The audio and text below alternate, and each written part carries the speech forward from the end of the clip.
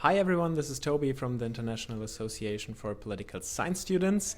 We are here live again from the IPSA World Congress in Brisbane, and I'm really happy that I have with me here right now Duncan McDonnell from Griffith University here in Australia. And we are talking today about diverging Eurosceptics, radical right populist parties. Welcome. Thank you. And I want to start with basically your focus. Some researchers look on populist movements, some look at populism as an ideology. You focus on populist parties. Why is this focus on parties important for your research, but also in general? Well, I've been working on political parties pretty much since I started my PhD. I'm interested in how parties work. I'm interested in what they do in government. I'm interested in how they interact with one another.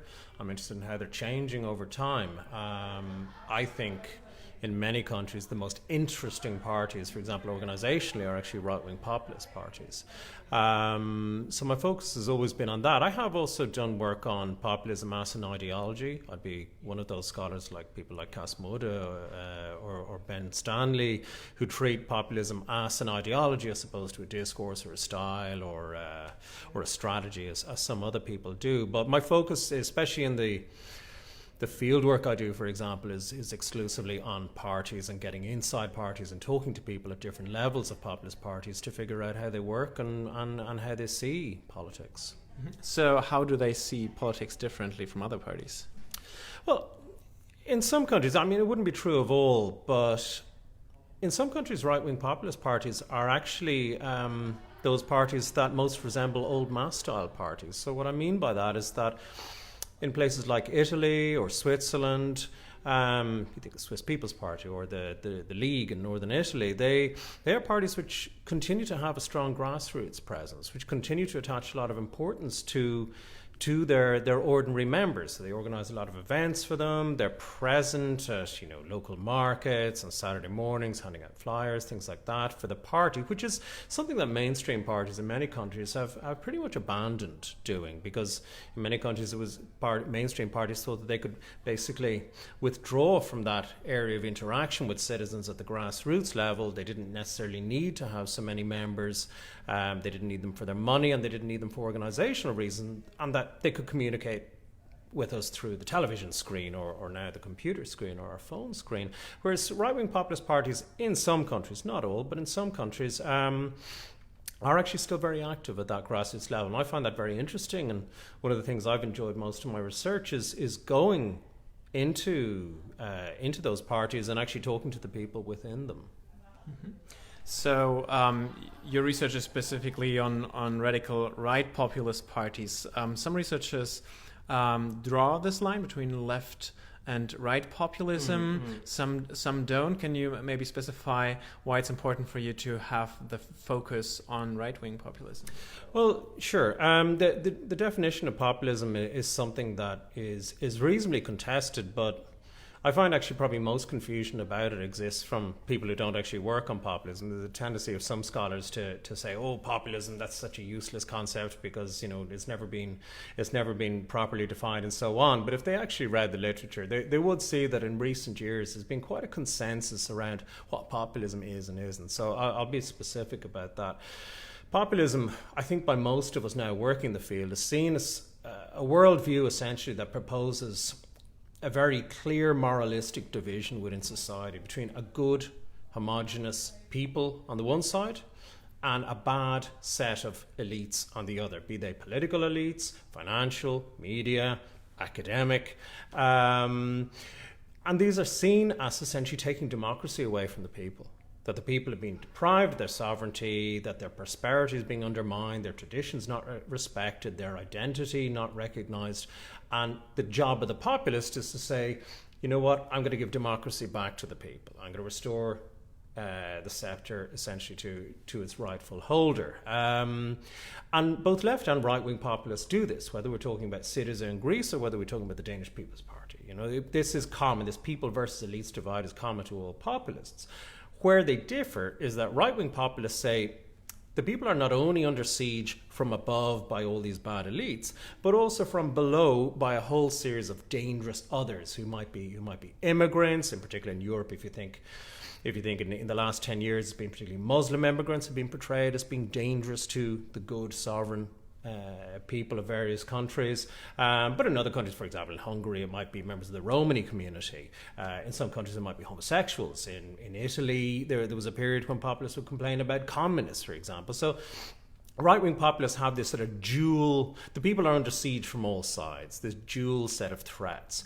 Left-wing populists don't have so much that idea of the others, but they do have the people versus elites distinction.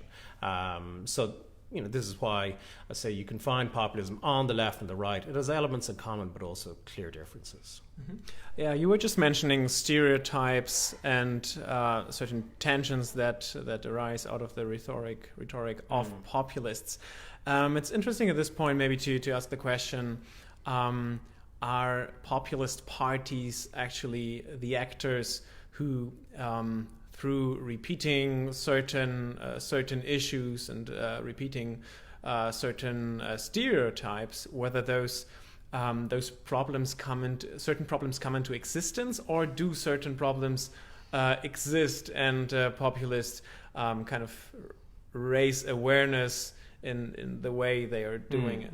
Well, yeah, I mean, there is that chicken and egg question, but I think what we can certainly say is that populists tend to tap in to existing dissatisfactions, which maybe haven't been exploited by other parties, but they then foment that and they increase that. So you get a circular type of effect. I mean, take this country, Australia. Australia doesn't have a strong right-wing populist party, but the attitudes within society which would allow such a populist party, right-wing populist party, to flourish are certainly there. I'll give you an example.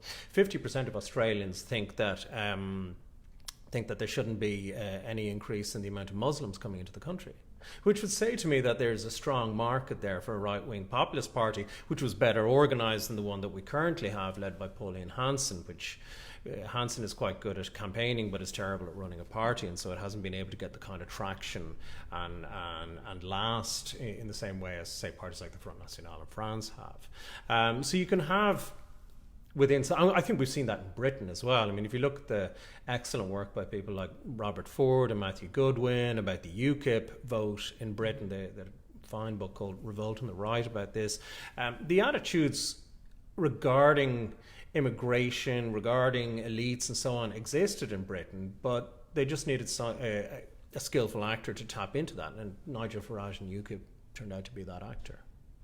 Mm-hmm. So one problem or one issue that arises from these actors, especially Nigel Farage, being member of the European Parliament, basically, you have populists acting in a political system that they want to overcome in a certain way, at least when it comes to the European Parliament, the European Union. What do populist actors do with a political system, basically? What kind of influence do they have when working in a system that they want to abolish? Yeah, that's an interesting question, because I've seen a lot of criticism, for example, within the media, but even from some scholars on social media, about the fact that the European Parliament contains parties like the Front National or the Party for Freedom in the Netherlands, which is working essentially to either bring their countries out of the European Union and rejects the sovereignty of Brussels institutions. I have no problem with that whatsoever, in the sense that's just democracy, folks. They get elected by the people to go to Brussels and Strasbourg and represent them, and they represent people who in general have quite strong anti-European views. So I think that's absolutely fine. It's interesting how they now are actually working together at European Parliament level. I've got a book I'm working on with a colleague of mine from Griffith University here in Brisbane, Annika Werner, and we're writing a book about how the different right-wing populist parties in the European Parliament are now allying together more than they've ever really done before. So you have a group containing Le Pen, Wilders, Matteo Salvini's League, the Flemish Vlaams Belang, and you also have parties like the Sweden Democrats, the Danish People's Party, and the Finns Party, and Poland's Law and Justice, all likewise in their own group. So we're seeing a lot more of that at European level, with these parties being openly identifying with one another, which was something that had happened less in the past. I think it's quite an interesting phenomenon. So why exactly do they work together? Is it for the PR effect, or are there certain goals that they have in common? I think it's a mixture, though, of what you've just said there. On the one hand, their policies are very similar. So the policies on their key issues, like immigration, like European Union, are very similar. Their policies on socioeconomics may be less similar sometimes, but that's not really so important. So what I mean by that is, for example, you have a party like the Sweden Democrats. On socioeconomics, they're actually much closer to the left than they are to, say, the conservative right, because they want to maintain the welfare state. They like big government. They want to maintain the welfare state for their own people, obviously not for immigrants. They practice welfare chauvinism, as we call it. But on the key issues, these parties are pretty similar to one another, of immigration and attitudes about authoritarian values and so on, law and order, things like that. So policy convergence, policy proximity brings them together at European level. As you said, the desire for the limelight, PR reasons does. So think, for example, the UK Conservatives, which was one of the founding parties of the ECR, which is a group in the European Parliament. The UK Conservatives now contain within their group the Danish People's Party, the Finns Party, and Sweden Democrats. Sweden has an election in September this year. It is great PR for the Sweden Democrats to be able to campaign now in that September election and say, well, we sit alongside the UK Conservatives at European level. We can't be that bad. The centre-right here in Sweden should treat us perhaps as a little bit more legitimate than it has previously done, because if we're okay for the UK centre-right, what's the problem with the Swedish centre-right? So it gives them that domestic legitimacy benefit for some parties. And also, let's not forget, there's spoils to be had. If you can form a group in the European Parliament, as opposed to being in the non-aligned group within the Parliament, you can get all sorts of financial resources, you get speaking rights, you just get a lot more visibility. Mm-hmm. And this visibility will probably also change a lot through next year, when there are the European parliamentary elections coming up, where this bloc in the parliament will very probably be the third largest in the parliament, or might be. Do you think that these Eurosceptic parties will, in the long run, even transform European politics far more than they have till now? Well, I think if they're able to increase their numbers, it's inevitable that their influence in the Parliament is going to increase. I would stress, though, while I've obviously presented the rather glass half full positive aspect for these parties in terms of increasing their size, increasingly working together, divisions do remain. So it's not true that we're going to see a big single hard Eurosceptic bloc in the Parliament, simply because, for example, I found it in my own research, as I mentioned, with Annika Werner, when I've interviewed, for example, high-ranking members of the Sweden Democrats, the Danish People's Party, they will say very clearly, we are not going to sit in a group with the French Front National or the Austrian Freedom Party, because they know that would hurt them domestically. So in a way, these parties are what Annika and I call respectable radicals, in the sense that they, yes, have radical policies, but they try to gain respectability at European Parliament level through the alliances they make with, for example, the UK Conservatives, as opposed to sitting with Wilders and Le Pen and Salvini. So because of that, I don't think we will see, for example, the Nordic right-wing populists sitting with the French and the Italians and the Flemish. So you won't get that big single block, and that in turn will diminish the influence that they can actually have, I think. Is this what you call diverging Euroscepticism, or what is this idea? No, diverging Eurosceptics is in that paper which we're presenting tomorrow. We're actually looking at the voters. We're looking at the voters compared to the parties. So what the paper we're delivering tomorrow, myself and again Annika Werner, my colleague from Griffith here, we're using what's called EU and I data. So before I came to Australia, I was working in a place called the European University Institute in Florence. I was there for 3 years, and some of my colleagues there were running a quite well-known voting advice application on the occasion of the 2009 and 2014 European Parliament elections, which you might have seen it. It was very popular. People all over Europe were filling this in, and you have to answer a series of questions about policies, and it matches you with your party. Now, while that's fun for people to play on their phones and the computers, it's great for us too, because it gives us loads of data, because we can tell because you're also asked to say on a scale, say, of 1 to 10, how much you like different parties. So we can match that up. So let's say everyone who answers above 7 for a right-wing populist party, we know that they're pretty much a supporter of that party, and we can see what their attitudes are on a whole series of policies, and we can match them with the parties. What we found, and what we're looking at in the paper tomorrow, we found that voters of many right-wing populist parties in Europe in 2014 were very close to their parties on immigration. They were like that on immigration, very, very similar positions. But on European Union, they were quite far apart in some cases. And that's why we chose the title Diverging Eurosceptics, because since 2009 and the crisis and so on, many right-wing populist parties have become really hard Eurosceptics. They're advocating exit, for example. Marine Le Pen did until recently, Geert Wilders. But in the same period, what we find from our data is that their supporters haven't followed them. So the supporters of radical right populist parties have not become more Eurosceptic, or not significantly more Eurosceptic over time, but their parties have. And that's why we say diverging Eurosceptics, and that the parties have gone here and the voters haven't really followed neatly behind them as they do with immigration. Because of this, we suggest actually that there is actually room for manoeuvre for many continental right-wing populist parties to come back a little bit from the really hard Eurosceptic exit type positions. Their supporters don't really want that. They want to complain about Europe, but they don't want to leave it. So you think some Eurosceptic parties will, as a result, de-radicalize to some degree? Look, I think we're seeing it already with Marine Le Pen's Front National. Since the presidential election, she has started to row back on that policy. And I think we'll see it with other parties too, because their supporters aren't there. Their supporters are not following them in great numbers. And we know that the public in most countries is actually more, or rather less favourable about exit than they were before Brexit. I mean, in that sense, I think Brexit's been quite useful for the European Union in terms of its popularity on the continent, certainly, and in my own country, Ireland, because many of us have seen that, exiting looks pretty complicated and probably has very adverse consequences politically and economically. And so as much as we may think that Brussels and Strasbourg have their problems, we're going to stay with them. Mm-hmm.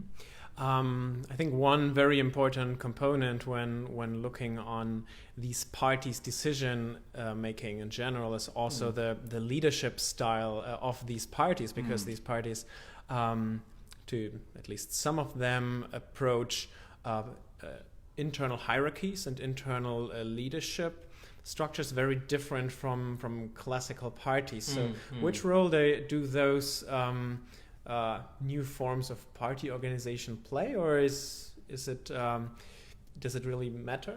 Well, no, the question of leadership within populist parties is a really interesting one, because in the literature there's traditionally been the idea that these parties have charismatic leaders, and of course we know charismatic leaders are very hard to replace, because you can't necessarily just pass that on by anointing a successor. It doesn't always work like that. However, what we're finding increasingly in Europe now is that these parties that had charismatic founder leaders, like the Front National with Jean-Marie Le Pen, or the League with Umberto Bossi, or the Danish People's Party with Pia Kjærsgaard, we're finding that those leaders are stepping down or being booted out in the case of Umberto Bossi, and the parties not only survive the loss of that founder leader, but they get new leaders and they go on to even greater successes. That's been the case of the Danish People's Party. It's also been the case of the League under Salvini. I mean, the League under Bossi never got anywhere near the levels of support that the League is currently at now in Italy. So that's making us rethink a little how important charismatic founder leaders are to populist parties, because we're seeing empirical evidence which says that those parties can actually go beyond such leaders. Now, I should make a caveat here. That's not true of all those parties. So there are some populist parties, just like there are some mainstream parties, which are essentially what I've called in some of my work personal parties. In other words, their existence is fundamentally linked to the founder leader. So think, for example, of Forza Italia under Berlusconi.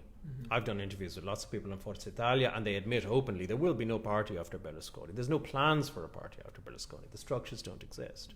Or Geert Wilders in the Netherlands. He's an exception as well compared to those other populist parties. Wilders' party has never made any attempt to have a grassroots or any kind of pathway towards a group of successes for him. So one would expect that that's another personal party that will cease to exist once the leader is no longer in politics. But it's not the case, as I've said, for other parties like the Danish People's Party, the League, and the Front National.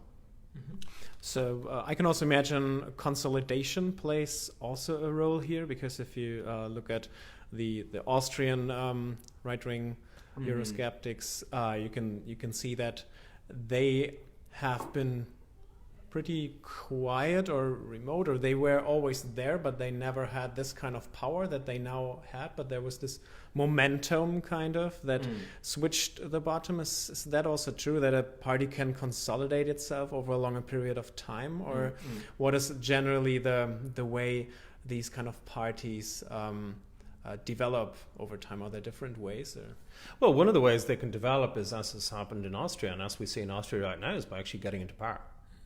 So a lot of these parties have gone from being pariahs to being excluded by most of the mainstream parties to being included. So they've gone from pariahs to the partners of mainstream parties. And Austria is a great example of that. I mean, I often, you'll be too young to remember this, but I remember how Austria in 2000, when they brought Jörg Haider's Freedom Party into government, it was an absolute scandal. The other 14 members of, at the time, was a 15-member EU. The other 14 members of the EU imposed sanctions on Austria for 9 months. It was a big, big scandal. Now in Austria, we've seen the Freedom Party under Hans-Christian Strache come into power. There's no scandal whatsoever. It's a party that is now fully accepted as being a party of power, and relations seem to be going pretty well between them and the Austrian Christian Democrats. So I think this has really been the next step for these parties in their consolidation. So, you know, either supporting minority governments, as has been happening in Denmark now for a long time, and also coming in and taking seats in cabinet. We've seen it in Italy, we've seen it in Norway, we've seen it in Finland, and we're seeing it for the second time now in Austria. So we'll increasingly see this also because mainstream parties, their vote is declining over time. And they're just simply, because of numbers, they're going to need to do business with populist parties. I would like to close our discussion with a question on the future of these parties, also looking on their effect on party politics or the party system in general.